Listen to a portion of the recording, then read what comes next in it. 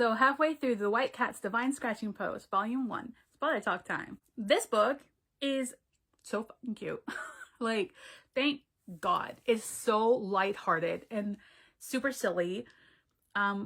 We have our two main characters. We have Pawpaw. I think I know his actual like human person name, but it sounds rude to say, so I'm not going to say it. I'm just going to call him by his cat name, Pawpaw. And then we have, I think his name was Mo Tai Lao. Woodworker. We're woodworker, bro, because he makes artifacts and stuff like that. He's really good at it. This book is completely different from most of the Dalmatians that I've read, mostly because in each end of the chapter, there are like mini little extras where the characters kind of break the fourth wall, where they reference what happened in the chapter. And it's actually kind of cute because they just refer to themselves as Pawpaw and Woodworker and whatever cultivator or demonic cultivator, blah, blah, blah, blah. It's very cute. So Pawpaw was a spirit beast, right? And this story starts 300 years into the past. It's very short. Woodworker and Pawpaw are running away from all the other cultivators because they're all chasing him because he has like this divine artificial like weapon, I guess. It's not really explained to us what it does. And it went missing. He was running for like 3 days on his ship and stuff like that. And he led them all to like a trap in a valley. And this was more of a self-sacrifice kind of situation. Because he's like, everything in this valley under the dome is gonna itself. So he goes there knowing that he's going to die.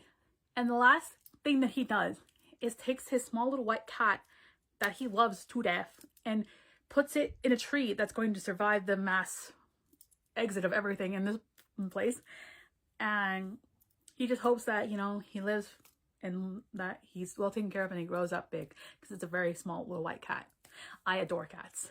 I'm allergic to cats though, so I can't go anywhere any of them. So fast forward 300 years into the future, he kind of comes back as like a little soul spirit thing. And he's like, all right, this sort of worked. I need a body though. Luckily, we have a divine tree, which is the same tree that he put Pawpaw in. He still had like slight hope that his cat would be in there, but like it's been like 300 years, bro. I think at this point he'd either be dead or like gone somewhere and hopefully cultivated something, because spirit beasts can cultivate as well. He spends time waiting for divine lightning to strike himself or something so that he can force his soul into the divine tree. And he waits a good couple of years. And then someone comes to the valley for their trial with the gods and stuff like that. You know, they get struck 9 times. And just as the final 9th electric like hit, he threw himself into it. And then once that happened, he forced himself into the tree, basically became Pinocchio, and made a body out of the divine tree, thus causing him to basically come back to life. But he's not human anymore. He is a tree who has fire powers and wood powers, but also wood fire powers, which is good for him because he likes to weld and shit, so he can make weapons and artifacts or cat toys. I'm being dead ass serious when I say he makes cat toys. When I tell you this man loves his cat, I mean he loves his cat, okay? When he was alive in his actual like body, people would send him like pretty ladies and stuff like that to like gain his favor, and like for him to have fertile cultivation, basically like a harem. But every time he would even receive one, he would look at their like aptitude and like abilities and stuff like that, and he's like, you know what, you would be good for tending the furnace and putting out fires because you have water elemental. And the girls would be like, what? I was here to serve you in a different way. And there's like, I don't need that. I don't need that. Goodbye. Get to work, please. It was funny because his cat, swear to God, that mother cat is spoiled. Like, you know how some people spoil their animals? He was spoiled rotten. And like, it just show you how silly some of these people are. Because when he is into like the 300 futures and stuff like that, he's like, all right, well, I need to join a sect so I can cultivate, but I'm definitely avoiding some of the sects because they know what I look like, and I didn't change my appearance that much, but it has been 300 years, so I've technically been dead I could just look like someone they remember. So he avoids certain sects, and he notices that the sects to test your abilities, whether or not you can actually cultivate or what attribute you have, like heaven or fire or water or elemental something, is a cat toy that he made Papa. He's like, why are they using my cat toy? To like check for the abilities. That seems really dumb. But okay. They raided his palace once they knew he was dead, and they just took everything, and they literally assumed, oh, this must be like a very useful artifact. Nah, it's just a cat toy. This man made shit for his cat. Like, even in the extras, when people would give him like expensive stuff, he made stuff for his cat. Like, here's this expensive material. He's like, awesome, I'm gonna make a nice cat bowl for my cat so he can eat food. And then there's like, here's cashmere. And it's like, I'm going to make some gloves out of that and a cat bed. He loves his cat. He even calls him my little feline lord. Like, he is the servant to the cat. And the cat is very much appreciative and used to it. Although that does remind me, once he died, like the first time around, little Pawpaw, like, survived. And he pawed at the body being like, I'm giving you attention by pawing at you. Why aren't you waking up? So he was really upset that his human was dead. Because in his mind, he's like, my servant is gone. Typical cats, right? Fast forward, he ditches that place and goes, like, all right, what's a sect that won't really notice me, but I can cultivate in peace? So he goes to this one sect that's in the mountain that apparently they only really like pretty people. All right. He goes there and he has two attributes, which is like fire and wood. And I guess if you have two of them, it makes it harder to cultivate, so they don't really like you. But he's also really handsome. So they literally pick him because at one point, they're all lined up to be potential disciples for the sect, right? And this girl is going through everyone saying, you're out, you're out, you're out, you're out. And people's like, why? I have a really strong attribute. Why would you kick me out? Girlie just goes, oh, because you're not handsome enough. Woodworker goes, they based their disciples off of good looking. Well, thank God I'm good looking. I'll take it. They split them up into groups depending on their attributes, and they go up the mountain, stuff like that. And this is when you find out this sect is kind of weird, other than the whole like based on your looks and stuff. So they go up and they have to walk across this looking wood rickety bridge. There is no handles. It's just wood being held by rope in a straight line. And on the bottom, you could die. Okay? So I guess it's like, if you ever seen those videos on social media where it's mostly Chinese videos, obviously, where people are trying to balance and not fall. It's sort of like that. Okay? Think that. There are methods to walking across without falling. Most of the time, it's if you have good like center control and speed. You need to go fast. You need to walk a certain speed. So Woodworker Bro knows this, and he is walking. It's apparently big enough so that pairs of twos can go, probably to make it fucking faster because there's a lot of you. And he is stuck with this like royal rich brat who's clinging onto him and going very slow.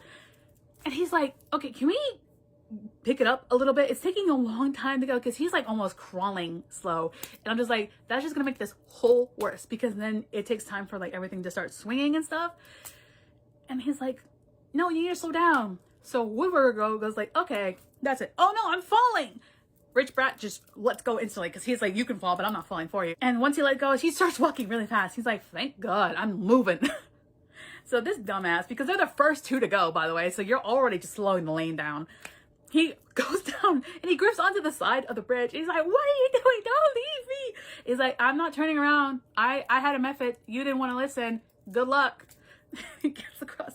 The two older disciples who picked them are standing on the other side and they're watching this and they're like, you're interesting. But they actually like that because they think it's funny. And in comes another higher ranked disciple because they're taking a long time because the lane is stopped now because the stupid rich brat is just slowly crawling like a turtle across this thing. Although a turtle probably would be faster. And he's like, what's taking you so long? Everybody else is already ready. And the two disciples like, that. And you just see the bridge filled with disciples on their fucking knees and shit, crawling very slowly on this bridge. He's like, oh my God. So he flings them off the bridge, catches them, and just brings them over. He's like, you are too slow. We have no time for this. Honestly, Woodworker looks at this and is like, oh shit, this sect is very different from other sects. Damn, 300 years changed a lot. All right. They go, and each master and disciple picks who wants to be in their own little sanctums because they have separate sanctums. And he knows that he's probably not gonna get picked because he's double elementals and stuff like that. But again, he's also very good looking. So if someone finds him appealing, that they could probably pick him as a disciple. Just as they're getting to him, Papa shows up in his human form as under a different name. Again, I don't want to say his name because it literally sounds like I'm saying something mean in Chinese, but okay. Instantly comes in, sees Woodworker, and he's like, I want that one. Just straight up says, that one, mine, let's go. And everyone just lets him because everyone knows that he has a temper and that you can't say no to him, including the sect leader. He does not say no to him. And there's reason for it. Woodworker is like, all right, he's one of the best looking people I've seen. So I've never been attracted to anyone before. So that's confusing, but all right. Literally, he only cared about himself, his work, and his cat. That's all he is. Goes there. He doesn't know that it's Papa, but Papa knows that this is his human finally reincarnated. And he's like, finally, I have been without my servant for years. What took you so long? Just throws a manual at him to be like, here, figure out, do whatever you want, cultivate, bye-bye.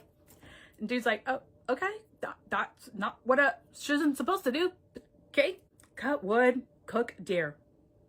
Deadass, that's what his manual for his cultivation method said. He's like, all right, that's a weird way to cultivate, but okay. He does that. And he sees Papa again. Because Papa was like, finally took you long enough to show up, human. And the minute because like he can tell by the soul of the cat that this is Papa.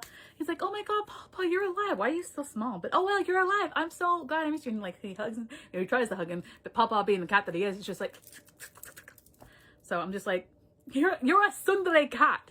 Which is typical cats. You know, they either choose to love you or they don't. But he does love his human. He just shows it in the weirdest ways, but like whatever. People are jealous that Woodworker bro got picked by Papa because bro never picks anyone unless they're not good looking and stuff like that. But like he very, very rarely ever shows up for meetings or picking disciples or stuff like that. He doesn't care.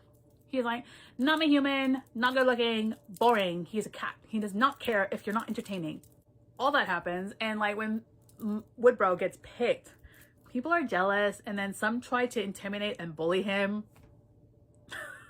He puts them in their place because even though he hasn't actually started cultivating, he's still a divine wood soul spirit kind of thing. So he's naturally a lot more stronger already at this point. This girl tries to bully him by flashing her aura of heaven's attribute and stuff like that to make him go into his knees. Bro just looks at her and then unleashes his, and she falls to her knees and chases her out.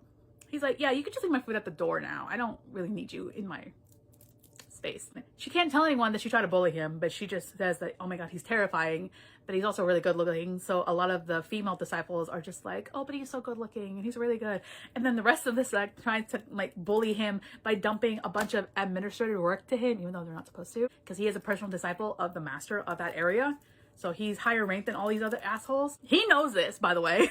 And he's like, oh, okay, so that's what we're gonna do. That's fine. I'll just take all your jobs and then distribute the system because I have better things to do than paperwork. Although it made me like 2 hours to finish all this paperwork that you guys have been putting out for years.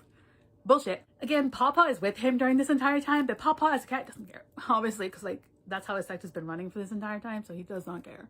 He's a cat. He's a cat. He's a cat. So he establishes an administration. He takes people's jobs and replaces them with other people, and they like him more because he seems fair and just, which he really is. Which makes me wonder why people were chasing him down, trying to kill him. Oh, wait, it's because they wanted to steal his invention because he didn't want to give them a Heaven Divine's artifact. Wonder why? You all psychos. They trying to say you should repent for your demonic ways. Bitch, he just made shit. You fuckers paid for all of it. Like, come on. Yeah, of course, most sects are terrible people. He does his job. He follows the manual. He cooks a lot of food. A lot of the time. Sometimes Papa is there to eat the food. Most of the time, he's just there. He likes when Woodworker is making stuff because then he can curl up by the fire and stuff like that. So he really just likes that. There's a time where he's like, okay, I need to actually start making shit so I can sell shit so I can like get actual money because the allowance this sect gives me, not a lot. Not a lot of stones. I need more. He does that. He spends 10 days refining a pouch that can hold a lot of stuff. Because he does have a bracelet that also holds stuff in it, and it's like thunderproof, which is he found it on the dead cultivator's arm when the dude did his like thunder trial, because he thought the bracelet protected the whole body, but he's like, no, no, no, it's thunderproof, all right, but the bracelet, I never said it goes to the wearer. Y'all are stupid. But probably also people are just lying about his shit and selling it. Again, they're using a cat toy to see what your attribute is, and he thinks that's stupid. But whatever. He makes these pouches and stuff like that and refines them for 10 days. This is why he needs money, because the sect has their own like kilns and stuff like that, so he can like refine weapons and shit and weld. But he doesn't have enough money, so he's the cheapest one, and they tend to combust, and I feel like that's a stupid thing to have. That's a stupid thing to have. Why would you do that? Okay, but whatever. Greed.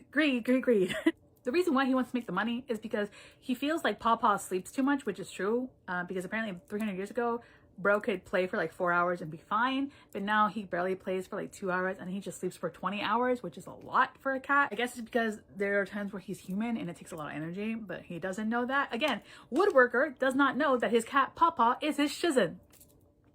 That's gonna be an awkward conversation later. He gets money so that he can take his cat to get like checked out to see why he's sleeping so much. The cat doesn't care. The cat doesn't know. Pawpaw is like, I don't care. But they go into the city, and like he sells stuff, he makes money, he makes weapons, goes to an auction place. Spirit beasts are extremely rare and hard to find. They see a leopard cub being auctioned off at the auction house where he's selling his like weapons to get money so that he could afford Pawpaw's care. Because like you said, cats are expensive, and yes they are, especially his, because his is a spoiled ass little kitten. He worries about his cat and he hides the cat a lot because Pawpaw has no blood contract with him, but he's also glad that he didn't have a blood contract, because if the master dies, the pet dies. And he was like, thank God I didn't do that 300 years ago when I was about to be dead. So, and this world again is kind of like cruel, because you could buy the spirit beast for God knows how much money, but if someone kills you before you can make a contract, they can also just steal the beast. So he keeps the cat hidden, and they leave before the lion cub can be forced to blood pact with this one random ass dude. This dude is important later. Very. He's trying to leave, but he's being followed by these two from the demonic cult. One of them worked for him 300 years ago. I'm just like, damn, you old. But I don't know. She wants him because she finds him attractive, even though he never once ever found her attractive in any way. He just used her as an employee. Yeah, just tend to the fire. That's it. The dude wants the cat because he knows it's a spirit beast and he could never afford one. So they both want to capture them so that they can use them for whatever. He's not strong enough, but he starts fighting back, and he's sneaky about it because again, he's like, I'm going to spill oil on you and just set you on fire. And wood fire is hard to fucking stop. So that happens. But before he can finish them off, the two cultivators that were following them, also who brought the lion cub, they came from like one of the Orthodox sect. So you have like a demonic sect and an Orthodox sect, and then you have whatever his sect was. And they kill the two demonic ones because they're like, hey, they're the actual ones who are a threat. This dumbass has no actual formation. He's like at a level 6 of chi requiring thing. So we're gonna kill him, steal his shit, and take the cat because it doesn't have a soul bond. Again, they already bought a spirit beast, but they want another one. So they start fighting each other, and like Woodworker's like trying to get his cat to just get away, and then the one cultivator that actually has powers and the divine sword flew up and snatched the cat, and he was about to run away. And that's when Pawpaw was like, yo, okay, fuck this shit. He turned into a human and just beat the fuck out of them. And he's like, how dare you mess with my human being? Die. This is literally in the main like mini extra. Because like, again, they break the fourth wall in these things. They were trying to lie. They're like, oh, we didn't know. He probably stole like that spirit beast. Again, Pawpaw was there the entire fucking time, so he knows the truth. And they were just gonna kill Woodworker bro and just steal his shit and the cat. And they're like, no, I'm just gonna kill you. So he killed both of them, basically broke the spirit pact from the leopard cub. By the way, they left the leopard cub to just chase after them. I'm just like, you are horrible. Like, seriously. So thank God Pawpaw saved the little cub and broke that super seal. He basically lobotomized the dude that forced the spirit contract onto the cub. And he did gut the other guy. Like, all 4 of them are just dead now. Of course, Woodworker bro went through all their shit and took what he wanted because they were trying to kill him and he doesn't care. So did that, and then he had to walk and carry the cub back to the sect because his master was like, yeah, just bring that and tell the sect leader the truth. Fight. And he just bolted. He was like, you could have at least given me a ride, bro. I can't even fly on a sword yet. Did that, give him to the sect leader. The sect leader is very interesting because there was a time where Woodworker Bro found his cat playing with a wolf dog spirit beast. He was kind of mean to it because like it tried to bite his cat, and again, he loves his cats to death. So he didn't want to deal with that. And I just find it funny that the sect leader is the wolf dog. And whenever he brings back like expensive elixirs and shit like that, Papa just goes and says like, where is it? The shit that you brought, I don't want it. And he'll literally just knock the elixirs off the table like a cat does with a cup of water. And they're like, that's expensive shit. And they try to grab it. He's like, really? He's like, give it to me. The ones that I wanted, give it to me now. Literally, Papa is the actual leader. The sect leader is just there as a figurehead at this point and to deal with all the shit that Papa doesn't want to deal with.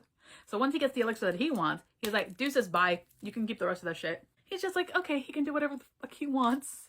And now I have a leopard cub spirit beast that can just go in the mountains and hopefully grow up and be healthy and then turn into a human as well. There is another master in this, but he doesn't turn into anything that I know of right now.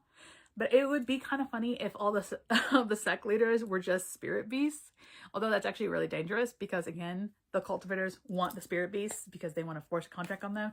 And literally all you need to do is just get blood. And they cut the leopard on the forehead and just force the blood. And it was like, oh, that most likely traumatized Papa because Papa saw that. So right now that's where I'm at, like halfway point. I'm on chapter 22.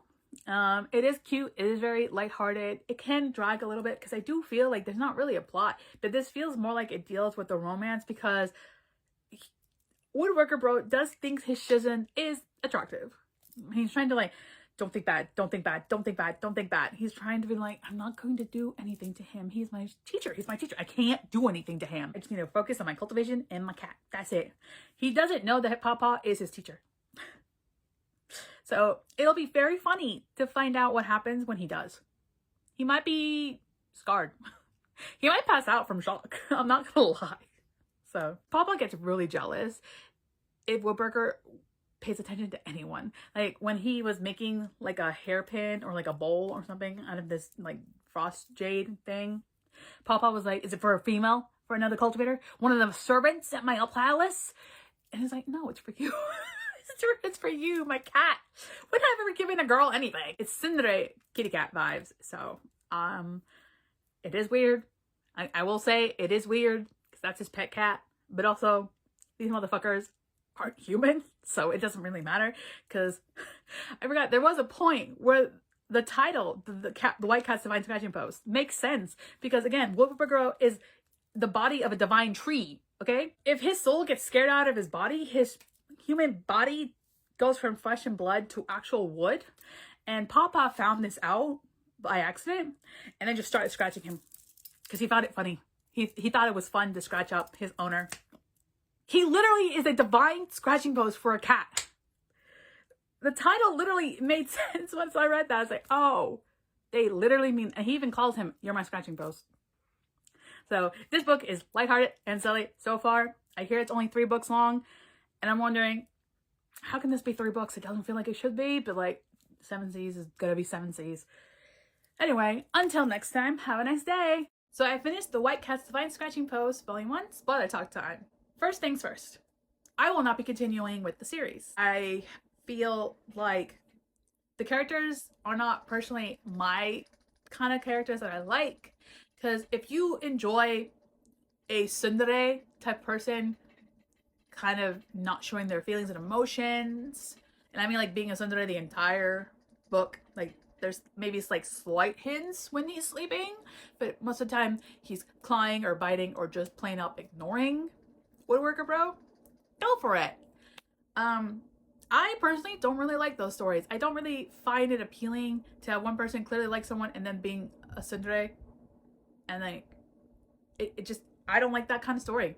It feels like there's not really a plot to this thing. I mean, eventually we do kind of get like a mission for book 2, which is basically Woodworker Bro is trying to find the divine artifact that he made that caused him to be annihilated, because he's like, oh, this could help fix my Shizen's split soul, because he found out that his Shizen split his soul to save someone, ergo himself, because the cat really cared about him. He kept his soul around for the 300 years so that he could actually come back eventually.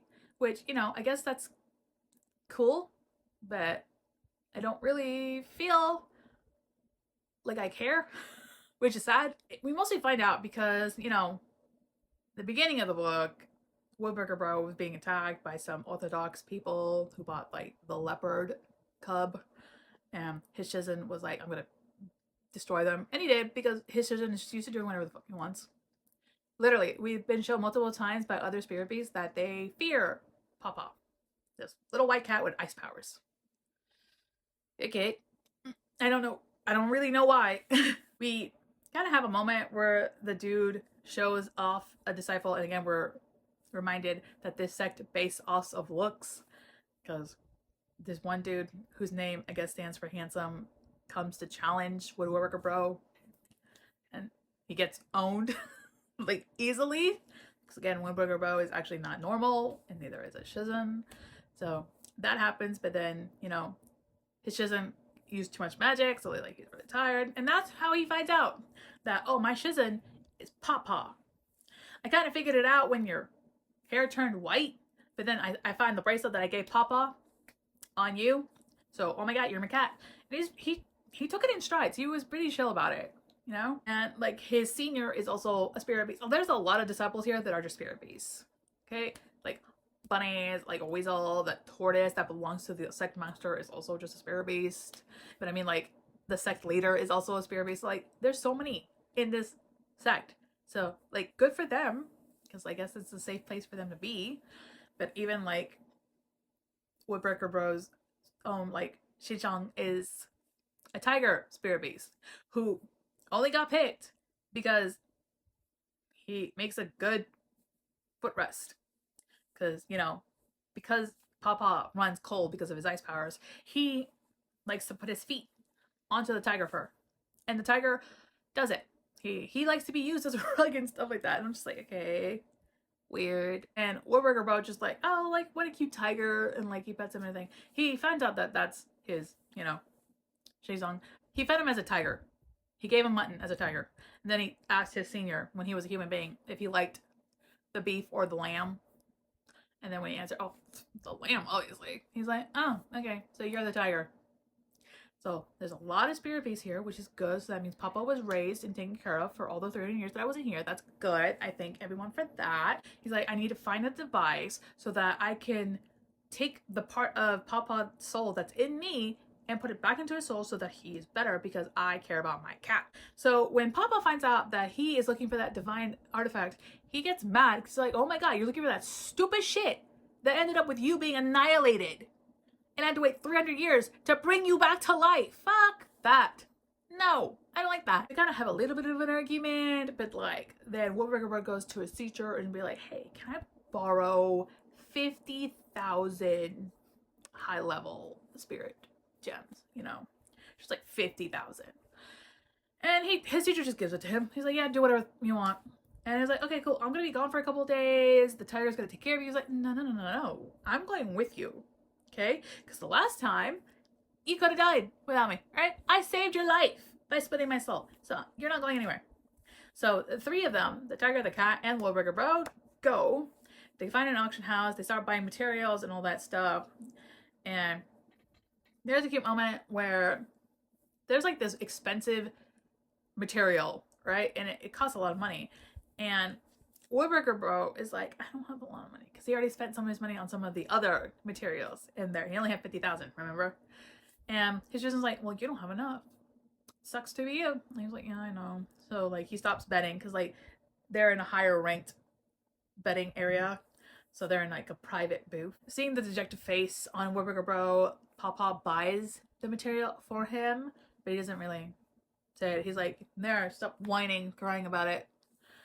But during the auction, they are auctioning off a spirit beast, and they bring out this horn thing that actually can revert the human form back into their animal form, which is bad, because again, there's two spirit beasts without a block contract in that building. So Woodworker Bro's like, okay, we need to go, because Shizun's already kind of damaged from protecting my ass from that one sect leader who's an asshole. They're trying to leave, but like this one dude from another sect is following them because he's like, hey, that material you just bought, I actually really need that. Okay, so can we like trade or something? Here's the thing, in the auction house, you're not supposed to find out who bought what because it's for safety reasons, because you could get mugged and killed and your stuff that you just bought could be taken away from you. That's a problem. He's following the ship because Woodburger Road finally got enough materials to build a ship so that they can travel and he can fly on a sword and all that crap. Their Shuzhen is holding on for dear life on his human form. He's in so much pain right now, and for some reason he's biting his lip so hard that he's like bleeding, right? Woodburger Road's like, I'm gonna catch the blow with my mouth, and he kisses him, and that's the most anticlimactic kiss I've ever seen in a Danme in my entire fucking life. I'm sorry, it's true. Like, the art for the kiss was cute, but for some reason, when he kissed him, Pop Pop felt like a cooling energy. I guess because he is a divine tree, it helps like soothe the soul or something. So when Pop Pop felt that, and then Woodburger was like, "What am I doing? I'm kissing my teacher!" and trying to pull back. His teacher pulls him back in and keeps kissing him, which confuses Woodburger Bro because he's like, "Oh my god, he's kissing me back." That happens. He gets enough stabilization to get up and scold the person, and once the person finds out, "Oh my god, that's Papa," his human name. Again, I looked at his human name and I'm just like, it sounds really mean coming out of me, so I'm not gonna say it. So I'm gonna call him Papa. He's like, I'm so sorry, I just gotta leave. And like, he leaves because he's like, I'm not stupid enough to face him. And he scratches up Woodworker Bros for taking advantage of him. I was like, okay, but you kissed him, but like, whatever. Woodworker Bro was like, okay, Tiger, you're gonna take our Shuzhen back to the sect, and I'm gonna go and try to find the divine artifact because I need that. Because I'm going to try to safely, maybe, split my soul away from Papa's soul. Papa is like, that. So sends the Tiger off to tell the sect leader that he's gonna go with his human because again, last time he left him alone because of that stupid divine artifact, he died. So he's like, no, I waited 300 years for my slave. I'm not letting you go now. He called him his cat slave. Okay, that's not my words, that's his. So then the two of them head off to this one demonic leader lord dude. I think his name's weird. They call him Lord Shidi, and I'm just like, I thought Shidi meant like younger cultivating brother. So weird thing to call yourself. Okay. He's like this big muscular man with a 9-foot tall black lion spirit beast who is terrified of Papa. He was the original Woodworker's best regular client because he didn't care about nothing. He was like, tell me how much, just tell me how much, whatever it is, buy. Like literally, there's a mini extra where Woodworker Bro would be like, hey, if you want this, it's gonna cost you extra, and the dude was just like, I don't care, buy. So he's like, I have so much money. Tell me whatever you need, and I will give you the money. So Woodworker Bro knows this. He's like, he has a lot of money. There's a good chance that he can buy the divine artifact for me. And I'm just gonna swindle him out of all of this because he is a smooth talker. He's smart. So the way he gets into this estate is by lying, saying that, hey, you remember Woodburger? I'm his son. Dude's like, your dad died 300 years ago and you look like you're 20. Ain't no way. So he tells him, oh, I know your real name, which means hammer. And I'm just like, you chose Shidi, but you, okay, whatever. And he's like, this is Pawpaw, the cat. The lion recognized the cat and was like, oh, yep, that's him. That's the evil little, and hid behind his master. And then talked about all like the arrays and stuff like that. And he's like, oh, you are his son. He's like, yeah, I'm actually a puppet. I'm not real. I'm wood. It's like, oh, that explains so much. But he's still like, he's a bit ditz. Okay? But he falls for it. So it's like, oh, yes, you're basically my nephew. I'm your uncle now. I was like, okay, you're an idiot. He welcomes them. He'll buy him whatever he wants because he wants that divine artifact. And he knows that the only person that could probably actually finish it, note that they killed him knowing that it wasn't finished because they thought highly of themselves that they could finish it. 300 years later, proven wrong. He's like, I can finally have the divine artifact that everyone killed for. So he stays there. Everything is like okie dokie, kind of fine. The humor in this book is weird a little bit because this is the second time where, actually no, third time, where two people would be confused as sleeping together. We did have Woodburger Bro walking in on two other disciples who are also spirit beasts, roughing it, like actually fighting each other physically. And he looked at that and was like, see no evil, see no evil. I'm like, okay, that was funny the first time because they're like, that's not what he means. Then we had Woodburger Bro and his Shizen being seen as a couple, and the Seculator being, oh my god. And then in this one, we have the lion spirit beast and his owner, the Shidi, being classified as that type of relationship, which gives the lion mental distress because the dude has concubines and stuff like that. But he spends 9 days out of 10 with his lion. And I'm just like, oh, I don't think he likes you guys. He's not sleeping with his lion because his lion's like, why would you say that? Because in this world, you could dual cultivate with a female cultivator, or you could get a spirit beast, make them cultivate up to a human form, and then dual cultivate them with them. Alright? Some of them even thought that Woodburger Bro was an added addition to the harem, and he's like, no. Apparently, Papa and Woodburger Bro have terrible table manners because they're eating like heathens. So much so that Lord Shidi and his lion are staring at them being like, ugh, what? Why are you guys eating like that? But also the lion is jealous of Papa because his master thinks that spirit beasts up to a certain level don't need food. And again, Papa technically doesn't need food, but he likes food, so he gotta eat what it wants. He's watching Papa, this little white cat, just chawing at the food that Woodburger Bro is feeding him. He's looking at it and being like, how come he gets to eat? Why do I get it to eat? Why do you only give me pills? I want meat. I'm a lion. Which, you know, is pretty funny. But at the same time, I'm just like, yeah, shit happens, I guess. They go to the place where the auction is going to be at. And they go to this one place that you can buy the company of pretty ladies and pretty boys if you want. Papa hates these places because he doesn't like the smell, he doesn't like the perfume, and he gets really mad if Woodburger Bro even goes to this place. And Woodburger Bro knows this, and he's like, you know what, I think I should probably leave. Papa's getting a little here. But before they could leave, in bus this random guy. Turns out he's a spirit beast. He's a white fox spirit beast who might be connected to the girl white fox that was sold in the other auction house a couple of days ago. We don't know, but they probably are. There's a rule. It's like, if you catch the spirit beast, it's yours. I guess it's a way to save him. Although they said that you can only make a blood contract with one spirit beast in a lifetime, so I don't know why he wants the second one. But the dude is begging to be helped because he's like, this guy is strong enough to protect me. I felt the energy, this divine energy. So I just need him to take me away from here, and then I can find a way to break out.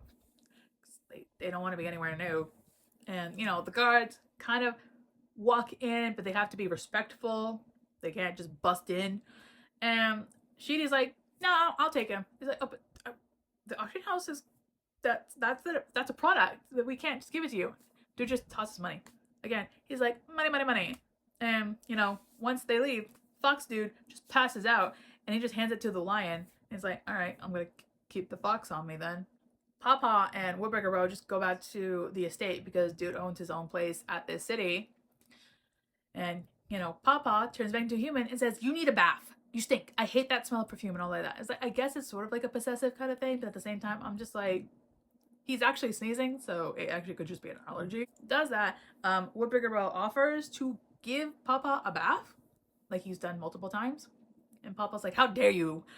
And I'm just like, okay, this is weird. Because he's so used to like snuggling and cuddling with his cat and even kissing him on his lips. And I'm just like, sorry, I'm the type of person that doesn't let my pets kiss me on anything. Like, I'll make kissy sounds at my pet, be like, no. But the minute they try to lick anywhere on my face, no. So, I don't understand people that kiss their pets on the lips. Like, for the most part, the relationship feels kind of hollow because it just seems like they just find each other physically attractive. Because that's the only thing Woodburger Bro ever talks about, is just like how pretty his Shizen looks and how jade-like his skin and hands look and how pink his hands look now that he realizes that he's a cat with the paws. It doesn't feel like, I know they have a history, but like the tsundere character type just doesn't appeal to me. I don't really like that. So I unfortunately will not keep reading this book. I don't really care about the divine artifact. Apparently the divine artifact has its own mental because of how much energy and soul and stuff is in it. And I'm just like, I don't really care.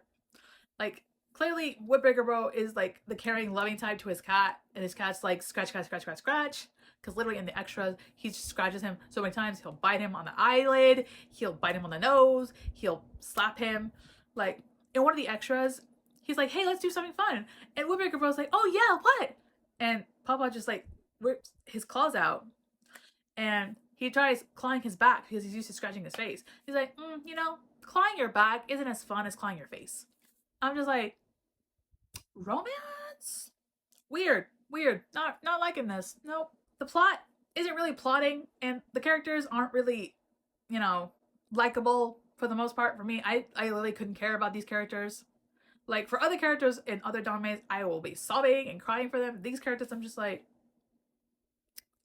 I don't really care. Like the book is cute. It's like kind of funny as well, but personally, I just feel like I read nothing. Like nothing really kind of makes me want to read more. At least the Disabled Tyrant's Beloved Pet Fish knew that no one was really gonna keep reading unless we hooked them at the end on a cliffhanger. This one, it wasn't really a cliffhanger in my eye. It probably is because they're trying to get the device, but I'm just like, I don't really care about this device. Literally, it just shows how stupid people are because they killed the guy who didn't even finish making the divine artifact. But you guys heard about it and you just jumped the gun.